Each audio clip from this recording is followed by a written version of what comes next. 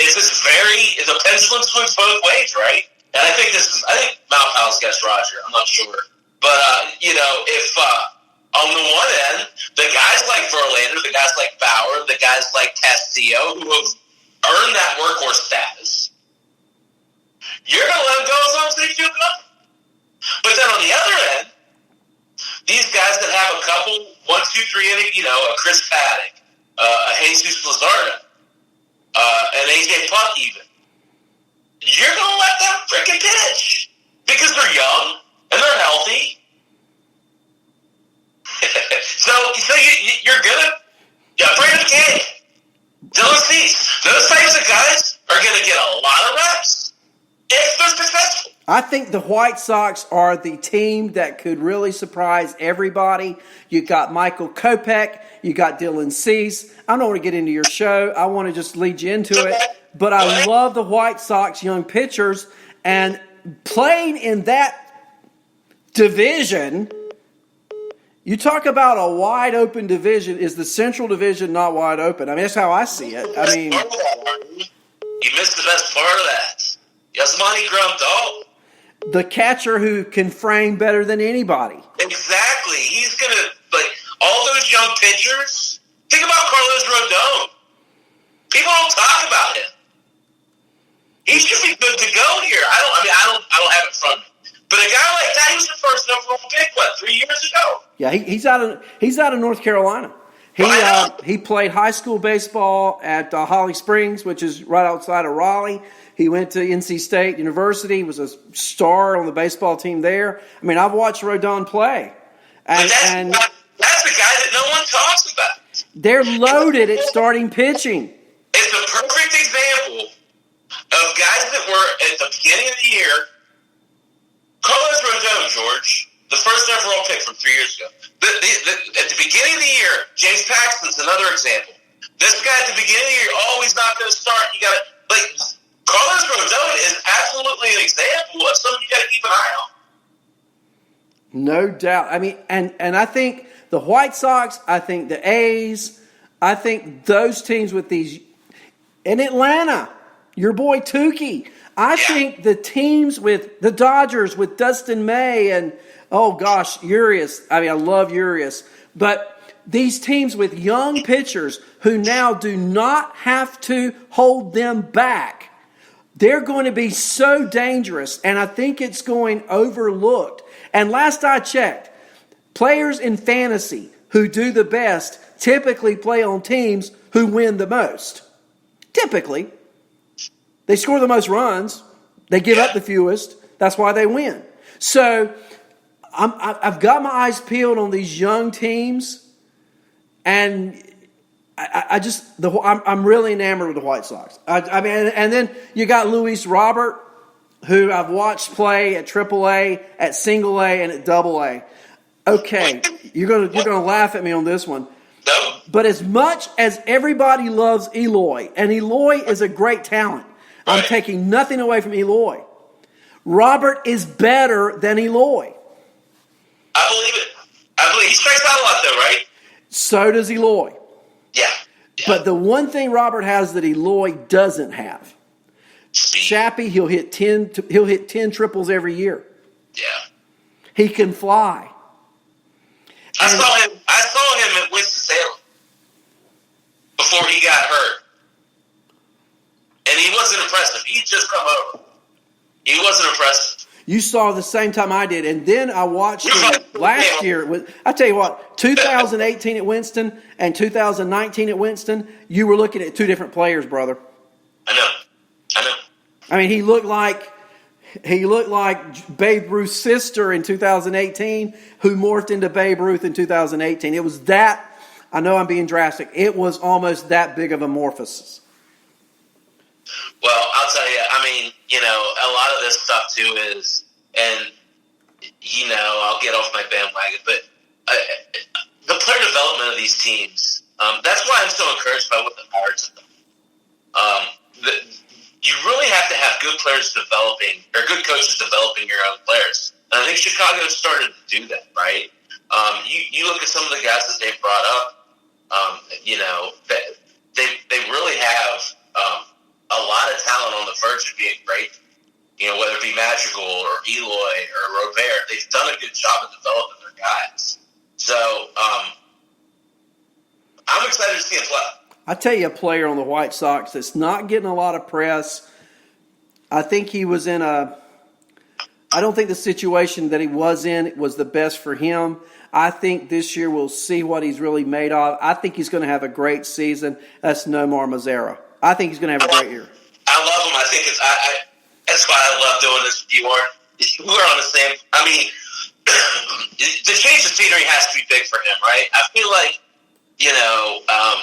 maybe he didn't have the best time down in Texas, but the kid was streaky as all can be, right? But when he's hot, and he's still young, he's what, 25, 26 years old? Yeah. I mean, he's in his mid-20s.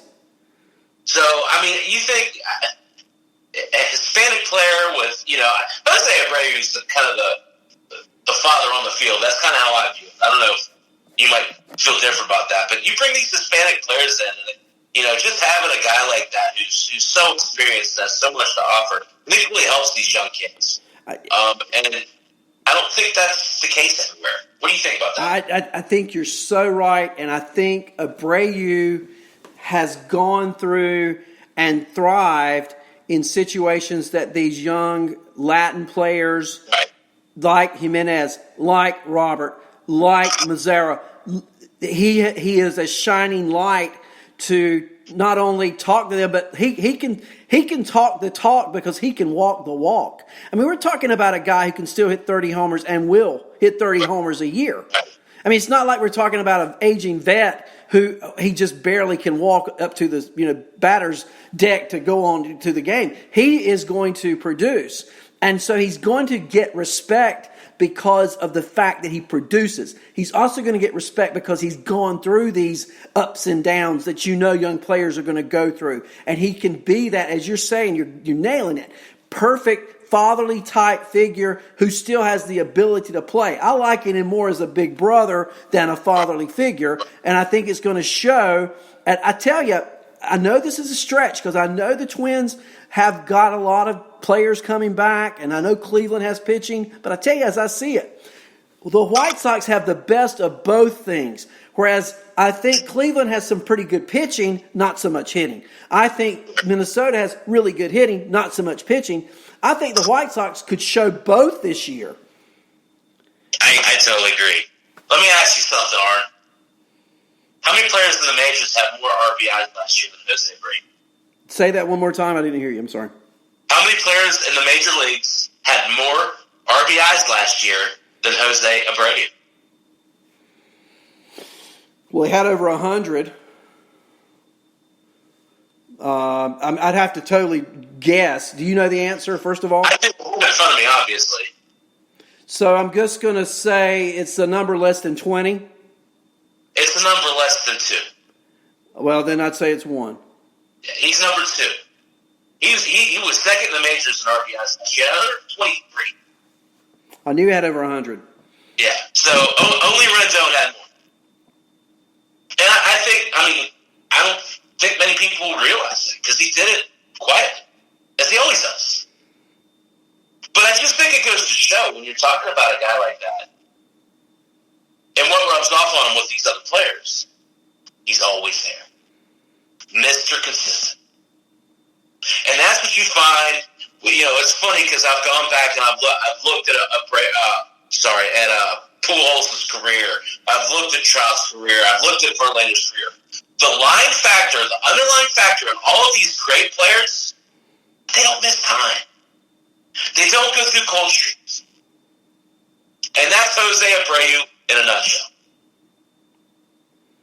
Great job. Wow. It's amazing how we can go months and not do a show. And guys, this is not script.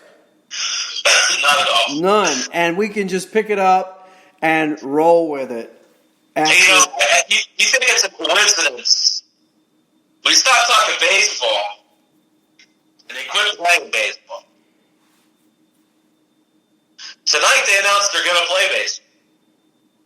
And here we are. Well, I mean, I think it's so appropriate, don't you? I mean, you bring back the national pastime and you bring back the dynamic duo all on the same night. I mean, can you find any better than that? I just don't see it. Do you, Chappie? No, not at all. Not at all. So let's kind of. What do you think? You want to do this next week at 6? I was going to do it later tonight, as you know, and then work called. 6 is probably the best time for me, really, because I got to come back on for an hour and around 8:30. What now? You want to come back on for an hour at 8:30? If I'm back from what I got to do work wise by 8:30, I'll send you a text and we'll do something. Sounds good. I got a broken air conditioning unit I got to go deal with. Okay. Well, I'll let you finish up your show, man. I just want to give you a call. Hey, it's awesome to hear from the chat, man. And how's our draft coming? Did I shock you with my last pick? I don't know, man. It's interesting. There's a lot going on. Two sports is really tough, right? Because I mean, you got so many choices. I tell you what, I have noticed that the quarterback pool has dried up to like the Sahara Desert. Have you noticed? Quickly. But I got my eye on a couple guys, so we can maybe talk a little bit about that later on. I got one I'm watching as a quarterback still. He's still on the board. I'm not going to talk. We'll talk maybe me and you, but I got some players I'm watching. I'm kind of waiting on. So far, so good. We'll talk about once the draft is over who I was waiting on and why. And I'm sure you'll do the same thing, and that's another show in itself. Sure. So anyway, hey, I'm looking forward to hearing you a little bit. I'll be on the road, but I'll have you on my radio. I'll be a guest. I'm not sure who I'll be, but I'll be some guest somebody. Maybe I won't be guest Cindy or guest Buck, but I'll be someone. But I'll look forward to it. I'll hear about some pictures, okay? All right, brother. Take care, all right? You too, bro. That's Phil Chaplin, everybody. Phil Chaplin following me tonight at 7 o'clock right here on this same station, Lenny Melnick, FantasySports.com. And this is how it started. When we started doing podcasts last year, I guess you know my story by now, but I had 5 bypass open heart surgery in January of last year. And I was listening to Lenny Melnick one morning, and Lenny closed the show by saying this. He said, if you would like to do a podcast, and you have experience in broadcasting some, give me a call. So I used to announce high school football games on Friday night. I kind of got excited, I used to play ball and all that stuff. And so I called Lenny. We had a conversation. I never met Lenny in my life. Called Lenny. We had this long conversation. We just clicked, right? So, Lenny said, okay, kid, I tell you what, just go give it your best shot, see what you got, have fun with it, and let's see. All right, so I go on the air, do a show. I'm working on the nights, doing Tuesdays, doing Thursdays. Got to where I was starting some new work, went to mornings. Some mornings now work calls, I can't do it. But hoping that the baseball season would be back tonight. I told Chappie last week, I'm coming back Tuesday night, okay? Lenny always says, if you want to do a show, do it. So I thought I'd do one tonight. We talk about DHs, and we've done that. We're doing a little bit more before we close the show. We've talked about some teams. We've talked about players. We've talked about the Diamondbacks and Kevin Cron. I got some numbers for you on Kevin Cron.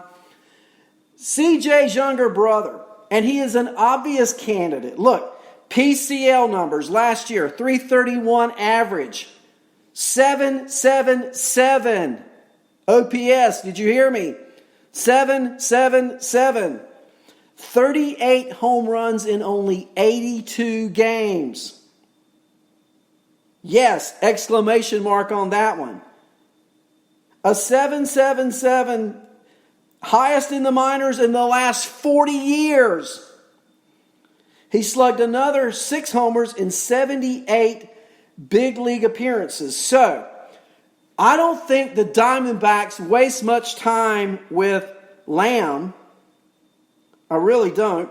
I think Cron becomes that almost full-time DH, and I think it's a high grade. I think it's really going to be a good thing for Arizona and Kevin Cron. And so you can write down those names. Now, let's go to Colorado.